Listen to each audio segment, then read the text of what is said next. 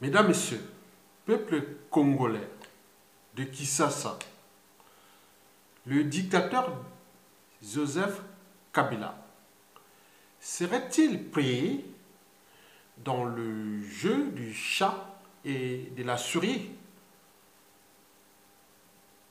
de Mobutu entre 1990 à 1997? Oui, c'est ça.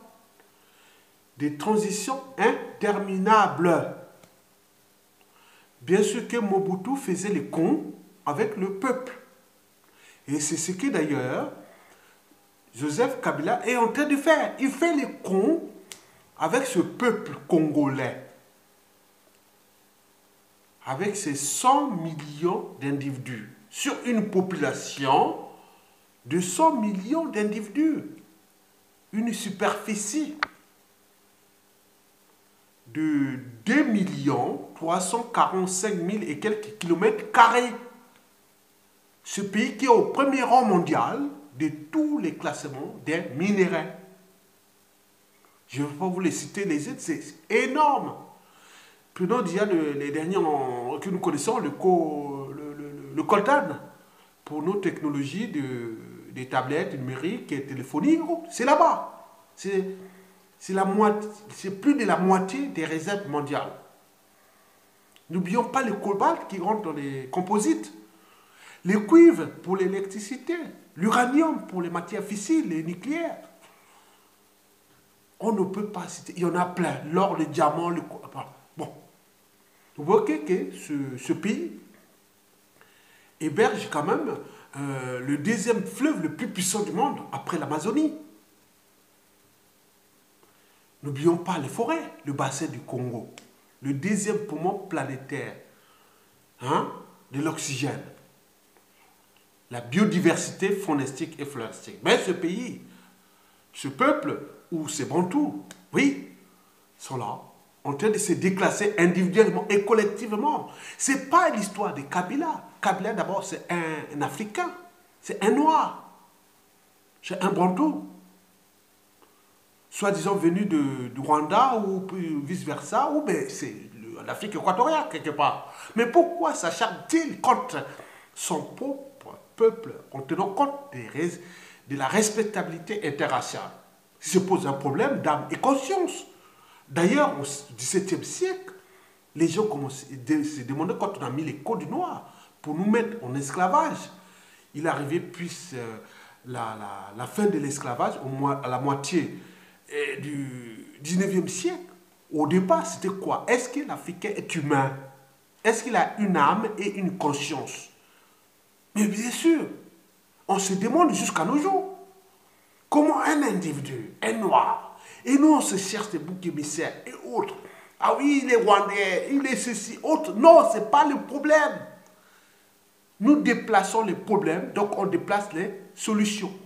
Le problème, ce n'est pas qu'il est rwandais ou point, mais non, c'est d'abord un Africain qui détruit son écosystème, d'abord culturel, anthropologique et sociétal, et n'oublions pas naturel. Parce que ceux qui exploitent ces matières premières, tout justement, sont étrangers à notre bassin, le bassin du Congo, et aussi à l'Afrique d'ailleurs. Mais alors, est-ce que nous sommes humains?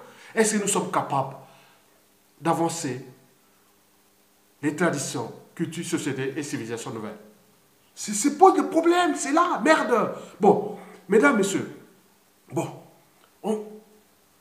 je vois il y a 2 jours que Washington demande à Kabila de quitter le pouvoir après les élections de 2018.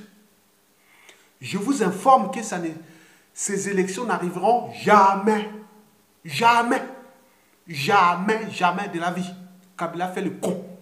Il a eu des embrouilles avec ce peuple. Il va sauver ses marches arrière. Et tous ceux qui abusent de ses ressources naturelles précitées, eh oui, les protège. Qu'est-ce que ça peut faire de tuer des négros ou autres? Mais s'ils ne sont pas capables, tant pis pour eux. Ça ne se passe nulle part en Occident, européen, ni en Asie, ou dans le monde arabe, ou ailleurs. Non, c'est que nous, les Noirs, on s'est dit, les commissaires, arrêtez de prendre les gens pour des cons. Kabila ne partira pas. Il partira soit par un soulèvement populaire ou les pieds devant. Il n'y a que ça. Vous pouvez chercher 1000 solutions, rien du tout. Il est protégé par ses forces qui jouent à la diversion et pour entretenir, soi-disant, le marché, tout en détruisant les écosystèmes universels, qui sont d'abord naturels. Parce que la nature n'a pas besoin de nous. C'est l'homme qui a besoin de la nature pour vivre, pour survivre, et de nos générations actuelles et futures. On est bien d'accord? Donc, comment détruire l'humain et aussi la nature? Parce que pour inventer aujourd'hui le présent et le futur, il faut tout justement protéger d'abord l'humain et la nature. Je vous ai dit que la nature n'a pas besoin de nous, mais nous avons eu une malchance pour nous, en tant que cerveau africain, qui a une capacité cognitive et sociale, et voire civilisationnelle, de repenser ces enjeux-là. Parce que le Congo, Kinshasa, là, s'il était resté aux mains des Belges, par exemple, nous serons, tout le monde viendrait là-bas. Mais pourquoi nous ne sommes pas capables? On cherche tous les boucs émissaires. On ne sait même pas proposer comment. Le fédéralisme, par exemple, on a des modèles économiques, les pouvoirs te gérer d'en bas vers le haut. Donc on peut reposer ça à cette échelle du bassin du Congo. Mais là, mesdames, messieurs, je reprends mon information que Washington a demandé à Kabila de quitter le pouvoir après les élections de 2018. Je vous réinforme que ça n'arrivera jamais. Ils vont faire le compte jusqu'en 2018, puis 2019, puis 2020. Donc, Mobutu l'avait dit, a fait entre 90 et 97. 7 ans de transition interminable. Le dictateur en face, Sassou Nguesso, depuis son hold-up, son coup d'État constitutionnel de 2015, et à 2 ans déjà, en 2017, il va arriver en 2018, il fait le même jeu. Donc nous sommes en présence des mauvais, ces êtres sont tellement mauvais pour être utiles à sens de l'intérêt général et aussi de notre respectabilité internationale. Parce que dans ce bassin, il ne manque pas des intelligences. La condition est là, mais elle est aujourd'hui souillée par ces mauvais, ces lignées qui sont placées soit au niveau endogène ou périphérique, pour déclasser ces écosystèmes et d'autres viennent en profiter. Nous sommes dans cette situation-là, mesdames, messieurs. Oui, les États-Unis ont demandé au président congolais Joseph Kabila de quitter le pouvoir après les élections, annoncées pour décembre 2018. Dans un communiqué du département d'État américain saluant la publication de ce dernier calendrier électoral. Alors, est-ce que ce qui se passe aux Républiques démocratiques du Congo a pu se passer nulle part dans le monde où quelqu'un qui son mandat est arrivé à échéance, il joue les prolongations. Les prolongations. Et ça se passe ailleurs. Ça se passe qui de là-dedans. On se manque de nous. Ne vous voyez pas des problèmes d'Américains autres qui sont des restes américains, la plupart sont des blancs autres, mais ils se moquent de nous. Donc l'enjeu est d'abord de respectabilité interraciale. Est-ce que nous sommes capables de mettre les gens dans la rue et d'arracher d'abord notre liberté, notre dignité, et puis récupérer nos pays? Le monde est ainsi fait, on va toujours rester dans ce monde qui devient de plus en plus interdépendant. Mais pourquoi ce monsieur, ce mauvais, qui fait partie même des lignées partout dans tout le continent, sinon ça se saurait. Selon ce calendrier publié par la dictature de Kabila et ses alliés qui gèrent ces matières premières, il a dit que bon, une élection présidentielle est prévue en République démocratique du Congo le 23 décembre 2018. Kabila est au pouvoir depuis 2001. On ne sait pas dans les conditions lesquelles, quel est soi-disant son père ou son père a été assassiné. On ne le connaît pas. Jamais. Bon, il est là. Bien sûr que peut-être que cette fille est un enfant aussi perdu. Parce que sinon ça se saurait. S'il avait une âme et une conscience, il peut dire non, mais quelque part, non, je prends les dictatures. J'ai fait la lecture des dictatures partout dans le monde. J'ai fait l'histoire de notre continent. Nous sommes en train de se déclasser individuellement et collectivement. Donc je suis à la tête de ce pays. J'ai une âme et conscience. Non, je laisse tomber. Mais il ne peut pas. Parce qu'il y a des... Tu vois? Non, on t'a placé là et si tu ne fais pas, tu vois? Donc c'est le peuple de se libérer lui-même. Donc, bon, Kabila est au pouvoir depuis 2001. Son dernier mandat a expiré le 20 décembre 2016. La Constitution lui interdit de se représenter. Mais la justice l'autorise à rester en fonction jusqu'à l'élection de son successeur.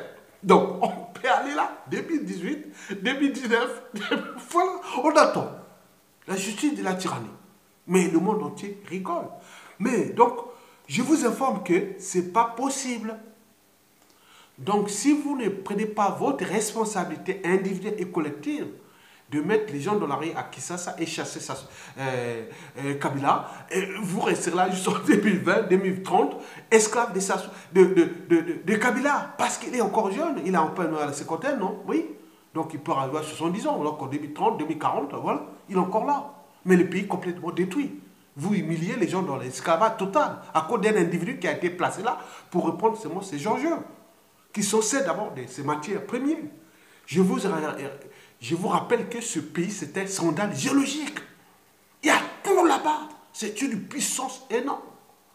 Mais si il revient au maire de ces 10 fils, nous sommes sûrs et certains que le monde entier viendra dans ce bassin. Et nous, Congo-Brazzaville, en face, je voulais d'ailleurs dire que si ça Kabila tombe, Sassou Nguesso tombe en face. On ne peut pas avoir des ennemis en face, vice-versa. Kabila tombe, Sassou Nguesso tombe. Sassou Nguesso tombe, Kabila tombe. Et c'est ça l'enjeu. Il se mesure quels sont ces gens qui pourront mettre en danger nos biens et autres. Donc, ça pose un problème énorme. Donc, il est de votre responsabilité individuelle et collective, à l'échelle politique, civile et militaire, de mettre hors d'état de nuire, c'est mauvais. C'est d'abord Kabila qui doit prendre des responsabilités et dire non, mais il y a un problème. Donc, j'ai fait la lecture, j'ai quand même eu ça. Trouvez-moi les solutions que je me cache quelque part, mais je ne peux pas là. Mais je vous informe que la situation est compliquée. Pourquoi? Il y a 3 enjeux, en fait, 4 même. D'abord, le problème avec le Rwanda. Vous aurez l'histoire des Hutus et Tutsis. Beaucoup, le pouvoir au Rwanda est aux mains des Tutsis. Il y a beaucoup de Hutus qui sont en République démocratique. Donc, c'est risque de perturber avec le Rwanda. Je vous informe que le Rwanda est aux mains des Américains. Bien sûr que le président rwandais et les Tutsis, ils ont bien travaillé. Ça, c'est sûr, c'est une référence. Donc, comment perturber ça? Trouver le juste équilibre avant d'arriver à des situations qu'on peut trouver le juste équilibre par rapport à ça.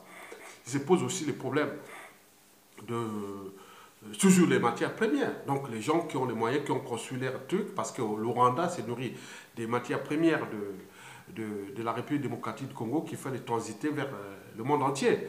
Donc c'est une forme de prédation. Donc c'est vrai, c'est de perturber. Mais n'oublions pas aussi qu'il y a beaucoup de ces matières premières là, vraiment, les multinationales et tout ça. Donc ils ont trouvé leur produit zinzin qui est Kabila. Donc c'est ça. Donc le danger pour eux n'est pas avoir quelqu'un qui soit responsable pour avancer ça. Parce que ça risque de perturber au niveau des coûts, au niveau de ceci. Mais en réalité, ils sont en train de tout détruire. Nous ne voyons pas les situations de l'Angola. L'Angola, avec l'arrivée du président Joao Lourenço, il me semble que c'est originaire du nord de l'Angola, surtout du côté est, à la frontière avec les Katanga et autres. N'oublions pas la situation avec la République démocrate, avec la République du Congo. Donc c'est un enjeu colossal parce que ces deux pays sont des pâtisseurs. Donc voilà, donc on ne sait pas parce que les gens en fait ont peur de nous. C'est à nous de prendre des responsabilités et mettre les gens dans la rue.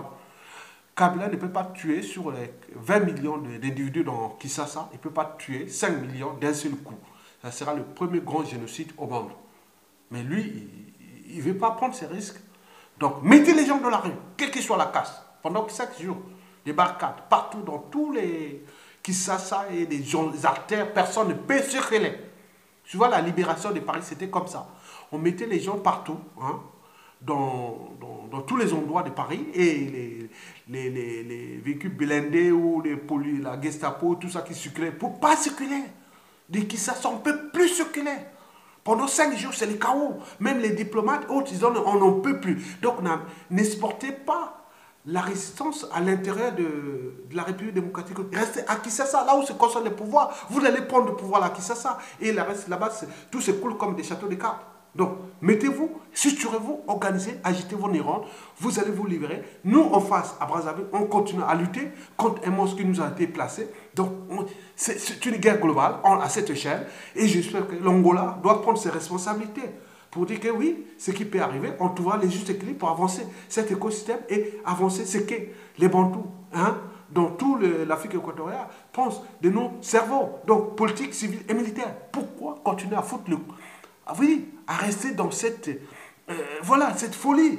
Donc arrêtez. Donc je vous informe que ce monsieur-là qui s'appelle Joseph Kabila ne partira pas. C'est un jeu d'enfant pour eux. Donc ils veulent faire le con.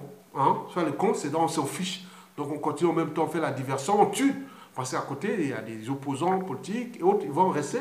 Parce que derrière ça, c'est le côté face, mais le côté pire, mais il tue, il tue.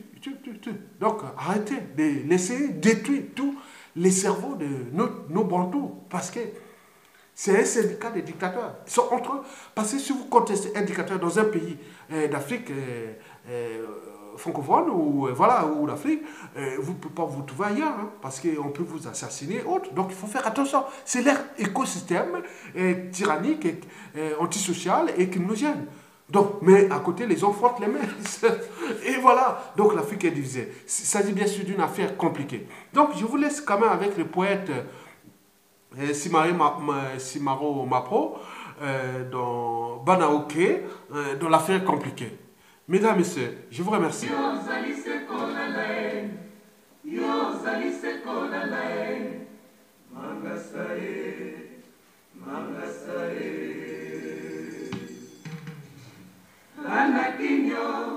Mama kusalae, tala basali bakudeta bino bozali sekola lae, bino bozali sekola lae, bana kinyo, bana kinyo. Moto ayebi komba te akotuba ye likomba na mokolo gima yolance ozali na raison lokola bango bakosi ngai na kobenga ngai mpe na kokosa bango na kondima liloba ya poete wana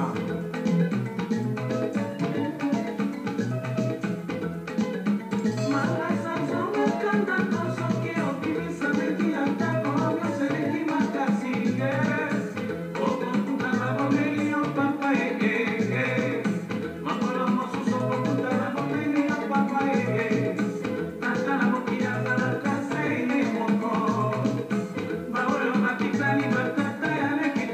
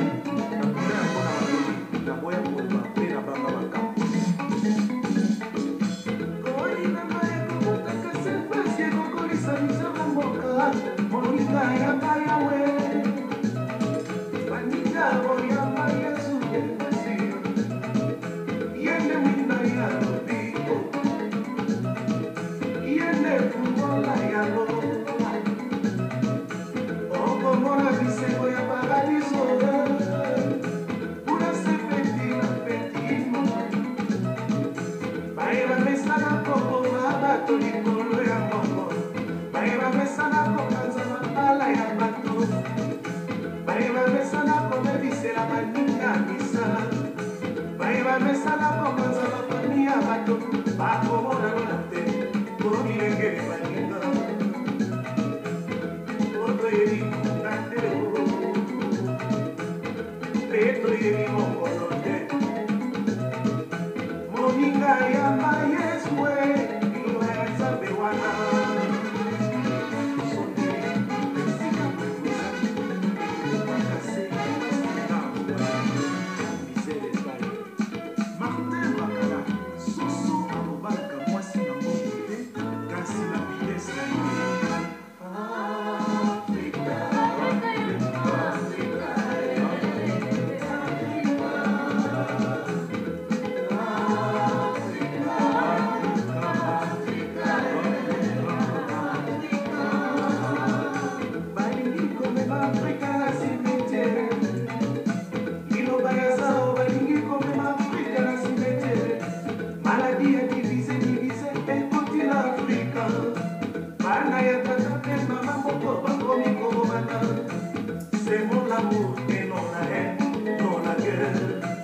Jetez vos armes pour la paix universelle.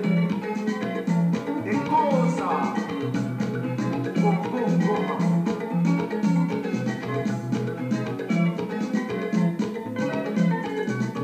Sylvain et Goma, na kati ya mathématique, ba opération des éliminés. Opération ya liboso, addition. Oyo ya mibale, soustraction. Oyo ya misato, multiplication. Opération oyo ya suka oyo ebebisi mokili, division. Tokomi komona bato ya mokili bakomi kolinga na bango nini ye?